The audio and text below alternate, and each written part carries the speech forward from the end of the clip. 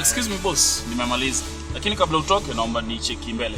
You guy my guy. Hii gari ni mbichi. Mbele unless uangalie maji. Otherwise usiguse kitu kingine huko mbele.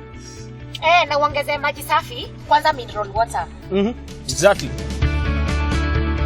The first thing you check is the engine oil. To check the engine oil level, you pull out the dipstick, you wipe it out, then you put it down, and then you put it out again. Alafu unaangalia level ya engine oil yako. Engine oil yako iko chini sana. Hii gari itanok engine. What do you mean? Gari mbichi? Oil iko chini. Oh my God. Guy. Very low. Guy, babe unaenda? Na kama. Engine haitunzwi na maji peke yake. Every time you're fueling, check your engine oil level.